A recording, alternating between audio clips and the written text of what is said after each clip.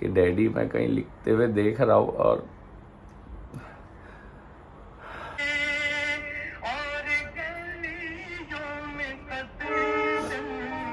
अस्सलाम वालेकुम वरहमतुल्लाहि वबरकातुहू। कैसे आप लोग? अल्लाह हम सबको खुश रखे। आज मैं एक कहानी सुनाना चाहता हूँ मुँह ज़बानी। तो 14 मई 2023 मैं अपना अर्ली मॉर्निंग का टाइम था, 6-7 कुछ बज रहा था, मैं सो रहा था। तो अचानक टिंग टिंग टिंग टिंग ज़ोर ज़ोर से आवाज़ बैल की बजने लगी। मैं बोला इतनी सुबह कौन है पता नहीं। मैं समझा बुशरा बच्चे लोग बजाते होंगे, उन लोग हो गए। मैं जाके दरवाज़ा खोला, हमारे बिल्डिंग के एक अंकल थे। उन्होंने ऐसा ऐसा आके बोले कि आपके डैडी गए थे ना, आपको बहुत फ़ोन कर रहे थे। साइलेंट पे था, मतलब डैडी नहीं, कोई दूसरे जो साथ वाले थे, तो उनका इंतकाल हो गया है। तो मतलब मैं तो एकदम फ्रीज़ हो गया था। मैं बोल रहा था ये क्या बोल रहे हैं आप, ऐसे पॉसिबल हो ही नहीं सकता है। मतलब मेरा दिमाग काम करना बंद कर दिया था। फिर उसके बाद मैं फ़ोन निकाल के वहाँ जो दूसरे साथी अंकल लोग थे, डैडी के दोस्त लोग, मैं उन लोगों को कॉल कर रहा हूँ। तो वो लोग रो रहे हैं। मेरे को समझ में नहीं आ रहा था। मैं बोला एक दिन पहले ही बात किया मैं डैडी से। डैडी बोले अरे बहुत मज़ा आ रहा है। वहाँ उनके पहचान वाले थे, बोले मैं उन सब से मिला और उन लोगों ने मुझे दावत पे भी बुलाया है। अभी जाऊँगा मैं वापस एक टाइम सबको लेके, जितने उनके साथ दोस्त थे। बोला अरे वाह अच्छा है। तो मैं बोला कब की आपकी रिटर्न टिकट है, कब रिटर्न आ रहे हैं आप? तो बोले 17 तारीख को। तो मेरी 13 तारीख को बात हुई थी, तो 4 ही दिन कुछ बाकी था।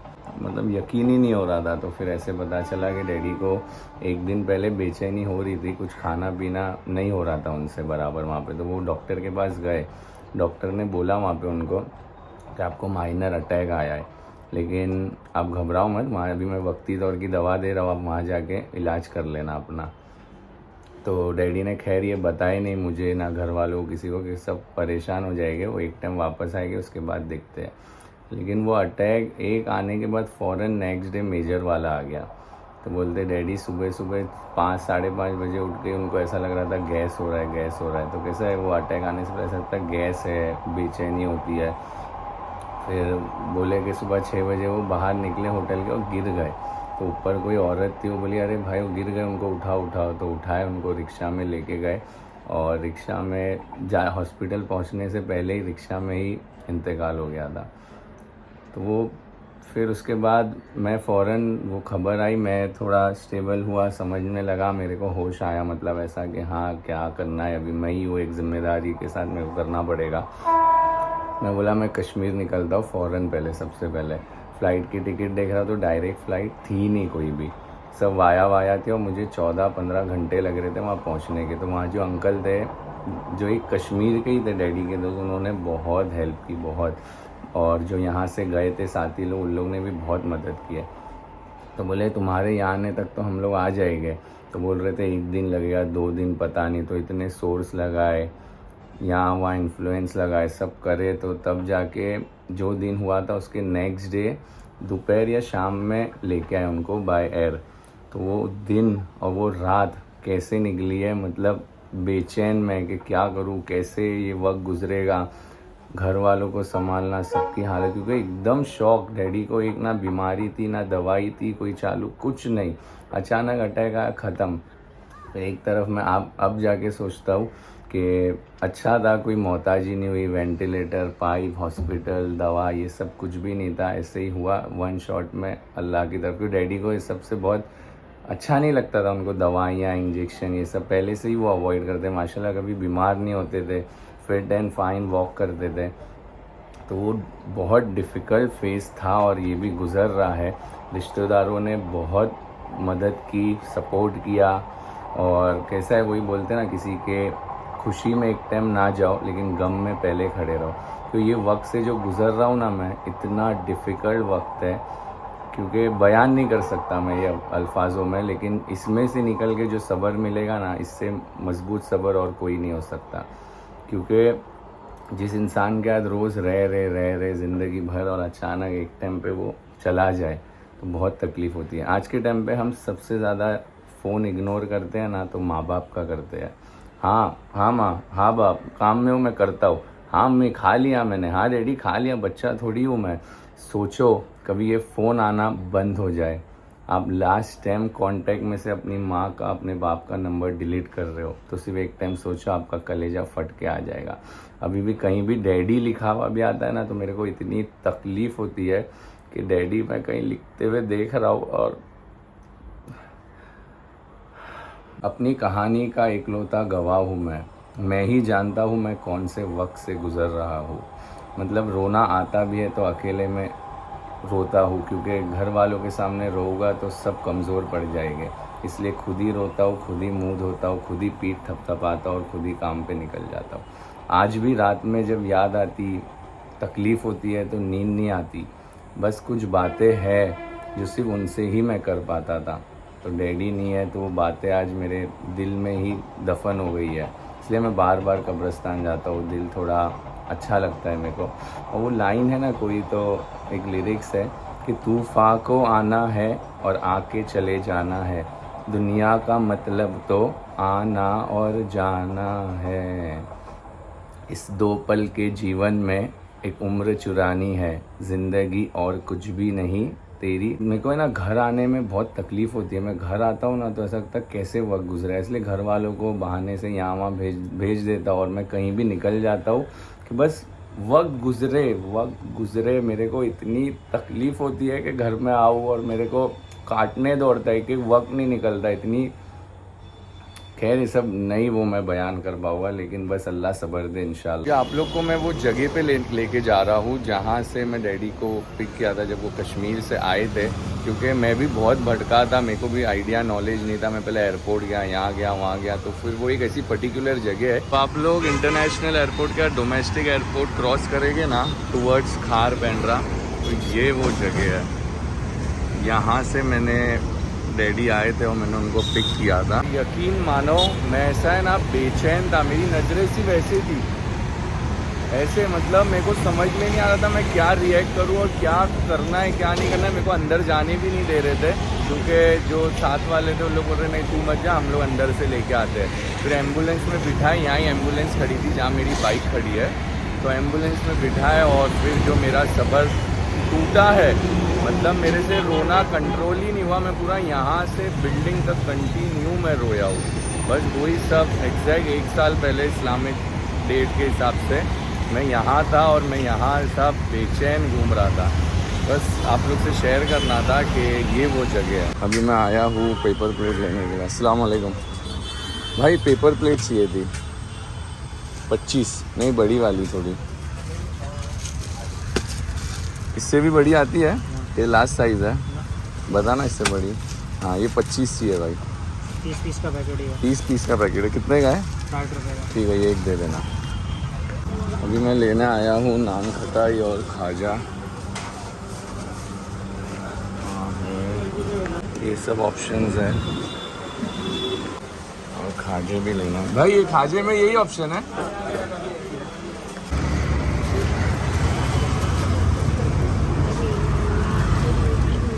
मैंने बिरयानी का ऑर्डर दिया था, तो मैं वही चेक करने आया हूँ कि रेडी हुई है कि नहीं। अब तक हो गया सब काम अल्हम्दुलिल्लाह अच्छे से। अभी मैं बोला चेंज कर लेते हैं कपड़े, और आप लोग को एक नात सुनाना चाहता हूँ जो डैडी को बहुत पसंद थी।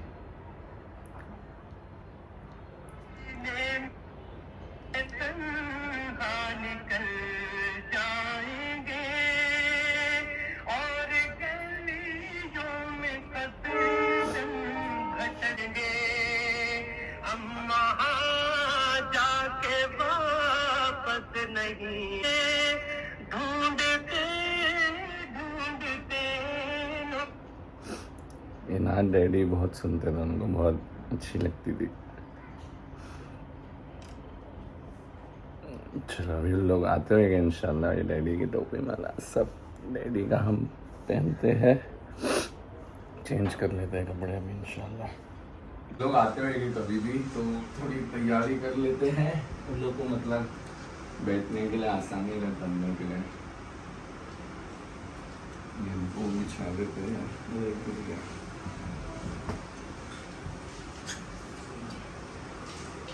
एक्स्ट्रा एक बिछा देते हैं क्योंकि इस पे कुरान शरीफ रखा जाएगा।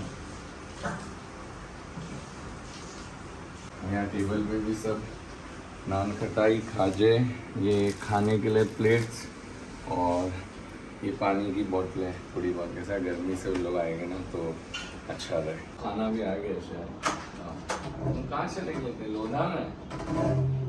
ये भाई लोधा में चले गए थे गलती से। चलो शुक्रिया। या अल्लाह।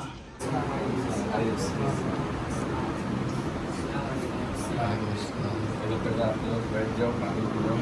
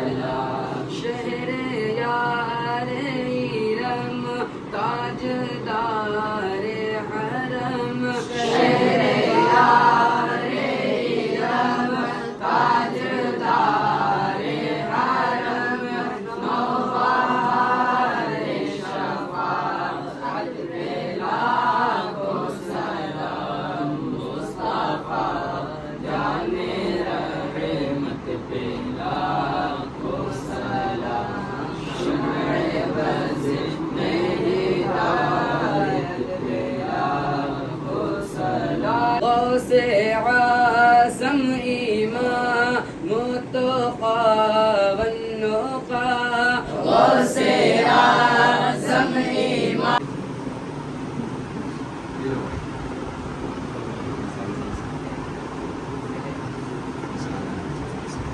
आप लोग खाओ, जितना चाहिए लो, पानी भी है थोड़ा, ठीक है। सब अच्छे से अल्हम्दुलिल्लाह। अभी मैं नीचे उतरा हूँ ज़ोहर की नमाज़ पढ़ने के लिए और वही सब डैडी की यादें रिकलेक्ट हो रही है कि कैसे एक साल इतनी जल्दी गुजर गया।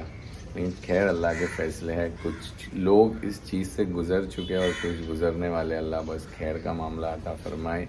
और अर्ज़ किया है एक लाइफ के ऊपर कि दो चेहरों का बोझ ना उठाइए, दो चेहरों का बोझ ना उठाइए, अगर दिल नहीं मिलते हैं तो हाथ भी ना मिलाइए। अभी जैसा मैंने स्टार्ट में बोला था, आज मैं हर वो काम करूँगा जो डैडी को बहुत पसंद है। तो डैडी को कपड़ों का बहुत शौक़ था और मुझे जो कपड़ों का शौक़ आया है वो शायद उन्हीं की वजह से आया है। तो डैडी को जो कपड़े पसंद थे ना, कॉलर वाले टी शर्ट और ट्रैक, तो यहाँ पे बिल्डिंग में एक हमारे भाई है जो पूरा मैनेज करते, काम करते। तो डैडी की उनसे बहुत अच्छी वो था, राब्ता था। तो मैं वो लेता और एक नीयत, एक सवाब की नीयत से उनको दे देता हूँ। ये ऐसी डिज़ाइन के हाँ, इसमें कलर है। एक बताना खोल के भाई, कैसी क्वालिटी कैसी है? ये क्वालिटी है तो इसका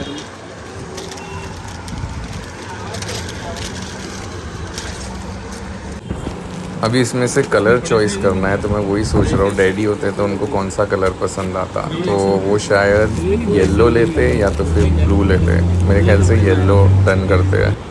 और ये एक ट्रैक मिली है, उसके नीचे सूट हो रही है, तो ये कंप्लीट सूट हो गया, पूरा हो गया सब अच्छे से। मैंने पूरी कोशिश किया कि डैडी को जो जो चीज़ पसंद है वो सब मैंने किया। अल्हम्दुलिल्लाह, अल्लाह कबूल करे, उनकी मग़फ़िरत करे। और इसी थोड़ा माइंड फ्रेश करने के लिए मैं नीचे उतरा हूँ। और डैडी की बहुत सारी बातें थी उनने जो मुझे सिखा के गए, पूरे घर को सिखा के गए।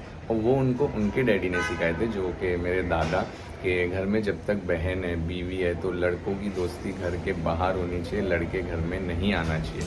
घर में रात में बाहर अलाउ नहीं, लड़कियों को जाना, लड़कों को जाना, मतलब 12-11 के बाद अच्छी बात नहीं है वो।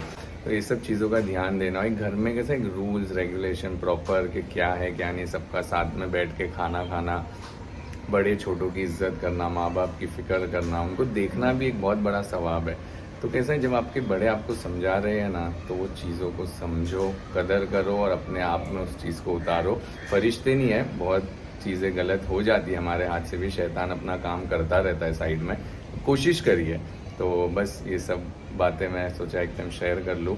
और अभी मेरे को इंशाल्लाह आजकल में एक एंगेजमेंट है, जो कि लड़की वालों की तरफ से भी दावत आई है, लड़के वालों लोग की तरफ से भी आई हो। लड़के वाले तो खैर हम लोग की बिल्डिंग में ही रहते हैं, और जो लड़का उसका भाई ने भी बहुत प्यार और इज्जत के साथ बोला है कि आना आप लोग ज़रूर, तो उसका भी प्लान है। और बहुत सारे व्लॉग्स आएंगे, इंटरेस्टिंग टॉपिक्स है बने हुए हैं, तो इंशाल्लाह आप लोग से शेयर करूँगा। प्लीज़ मेरे डैडी और सबको दुआओं में याद रखिए। अब वो जोन में से निकलने के लिए मैं बोला चलो नीचे चलते हैं, थोड़ा माइंड फ्रेश करके आते हैं। सो ओके गाइस, आते हैं न्यू ब्लॉग के साथ। अल्लाह हाफिज़।